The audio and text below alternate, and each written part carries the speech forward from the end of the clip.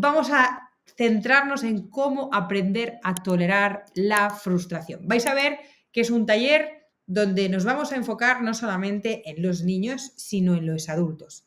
No podemos entender que un niño tolere la frustración si no tiene referentes que toleren la frustración, ¿sí? Entonces es una parte muy básica e importante. Entonces, vamos a partir de la base de que todas las emociones son necesarias, ¿vale? Muchas veces oímos emociones buenas, emociones malas. Olvidaos de ese concepto. No existe emoción buena y emoción mala. Existen emociones agradables de experimentar y otras que son muy desagradables de experimentar. Pero todas ellas son necesarias. Y concretamente las desagradables, además, nos están dando una información muy importante para poder sobrevivir. Por lo tanto, no debemos luchar contra la emoción, sino que debemos adquirir las herramientas para entender qué información nos está dando la emoción. En el momento en el que entiendes el para qué de esa emoción, pues hombre, además de sobrevivir vas a conseguir tener una vida pues, mucho más agradable, dentro de lo desagradable que es sentir emociones desagradables, que lo he vuelto a decir 50 veces. Vale, vamos a diferenciar, ¿vale? Lo que sería la emoción sería el combustible, por así decirlo. Esto creo que lo decía Rudolf Dreyfus.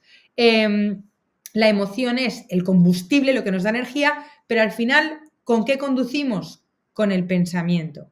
Para poder conducir con el pensamiento tenemos que tener, marido es el que sabe más del cerebro, ya lo sabéis, la parte prefrontal la corteza madura. prefrontal. Dale, haz un mini resumen, Vamos pero muy a ver. pequeño que si no me da tiempo. Bueno, el otro día además voy a recomendar algo que está en Netflix. Hay un documental en varios capítulos que hablan sobre el cerebro. El otro día estuve viendo precisamente uno que habla sobre los adolescentes y es súper interesante, muy interesante. ¿Sabes cómo se llama? No lo recuerdo. Pero es muy interesante, es sobre el cerebro, bueno, pues seguro que lo encontraréis. Era por ponérselo ahí en el chat. La corteza prefrontal es la parte del cerebro que tiene, donde residen las funciones ejecutivas, es decir, las funciones que nos hacen diferente al resto de especies. Es la que nos hace pensar, reflexionar, gestionar las emociones, planificar, la del control de los impulsos. Esa es la parte que menos madura tienen los niños y por lo tanto es muy difícil que los niños puedan llegar a controlar muchos de esos impulsos. Ahora explicará Isabel qué es lo que sucede cuando experimentamos una emoción desagradable. Entonces, ¿qué es lo que sucede? Muchos de los que ya habéis hecho alguna de nuestras formaciones o habéis leído algún libro, como muchos de Daniel Siegel, sabéis que la corteza prefrontal tarda en madurar entre 25 y 30 años. Es decir, cuando les estamos pidiendo a los niños que se comporten como adultos, realmente lo que estamos haciendo es un imposible. No pueden. Ahora bien, sí podemos entrenarles, sí podemos favorecer que esa corteza prefrontal, ayudarles a que madure a un ritmo razonable y sano. Entonces, esa es nuestra función como padres, ¿no? Ser la corteza prefrontal desde un punto de vista externo, es decir, ayudarles a que ellos puedan gestionar todas esas emociones. Podemos ayudarles a aprender a posponer las gratificaciones, por ejemplo, algo muy importante. Podemos con el tema ayudarles. De la frustración es súper importante. Luego hablaremos seguramente de eso, surgirá. Sí, nos da tiempo. Entonces, la corteza prefrontal es la parte del cerebro que puede hacer todo eso. El que tiene un concepto de la ética, de la moral, etcétera, ¿no? Entonces, dicho esto, ahora podemos entender muchos. Podríamos estar hablando del cerebro mucho rato y hoy no toca. Algún día podríamos hacer un taller solo sobre el comportamiento o cómo funciona el cerebro de los niños y el de los adultos también y verlo, ¿no? en algo más concreto.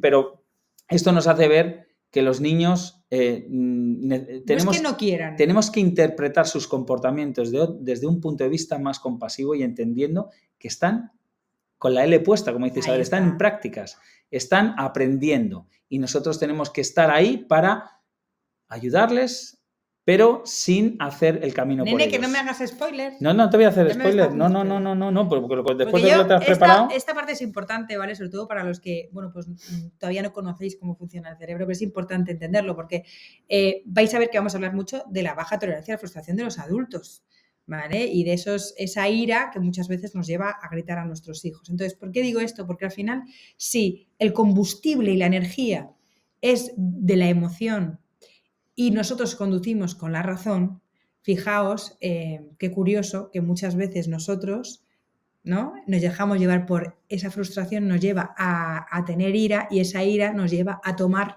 malas decisiones como adultos. ¿Qué tenemos que pensar como adultos cuando estamos sintiendo esa frustración y esa frustración que, por así decirlo, bueno, la frustración nos está diciendo, es que no quiero adelantarme, pero bueno, ya me estoy liando. El tema es que cuando sintamos frustración, que esa frustración luego viene con ira y esa ira nos hace tomar una decisión, aquí es donde tenemos que diferenciar muy bien emoción de decisión. Y lo que yo tengo que pensar antes de actuar cuando sienta esa ira es la energía que tengo. ¿La estoy utilizando para construir o para destruir? ¿Vale? Construir, destruir. Eso es lo que tengo que pensar. Vale, entonces, lo que venía a decir Marido de la emoción, al final nuestra emoción cambia cuando cambiamos la interpretación. Ya con saber que la corteza prefrontal de mis hijos hasta los 25 o los 30 años no está madura y por lo tanto hay decisiones que van a tomar de una manera más visceral, pero no porque quieran, sino porque no pueden tomarlo todavía de otra manera. Para eso vamos a hacer este entrenamiento y muchos adultos, ya habéis visto que ni siquiera han llegado a ese punto todavía, pues entonces cambiando esa interpretación de lo que está ocurriendo va a cambiar nuestra emoción. Como esto suena un poco así teórico, ¿verdad? Vamos a poner un ejemplo muy realista. Llegamos al supermercado, ¿vale? Y hay un típico juguetito que ponen cuando vas a salir y tu hijo quiere el juguete y, bueno, pues el juguete no es una necesidad. Tu hijo la está interpretando como una necesidad, porque tu hijo no diferencia una necesidad de un deseo. Obviamente un juguete no es necesario para su supervivencia, pero el cerebro de tu hijo lo está interpretando como una necesidad para poder sobrevivir. Sabiendo esto, claro, tú te mantienes firme y amable y le dices, cariño, no, ¿vale? Imagínate que ya hemos dicho antes todas las cosas, pero da igual. Él quiere el juguete y tú te mantienes firme y amable, no hay juguete. Y tu hijo tiene todo el derecho a expresar esa frustración.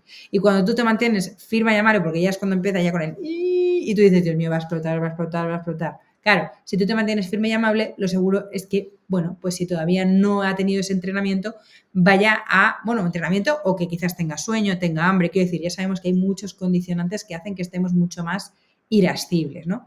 Entonces, nuestro peque explota. Claro, si explota y yo estoy pensando, me está manipulando, no te vas a salir con la tuya, me estás dejando mal de toda esta gente. Si yo empiezo a interpretar la situación de esta manera, como una provocación de mi hijo, yo me voy a querer defender y la ira va a hacer su trabajo. Ojo, que la ira no es una emoción negativa per se, porque gracias a la ira se ha acabado con grandes injusticias del mundo, ¿no?, durante la historia. Por lo tanto, es una emoción necesaria. Ahora, ¿hacia dónde voy a conducir esta ira? ¿Hacia la destrucción o hacia la construcción? Y esa es la pregunta que nos tenemos que hacer y esa es la interpretación que debemos de hacer para poder cambiar nuestra emoción. Mi emoción cambia cuando pienso, el cerebro de mi hijo no está maduro.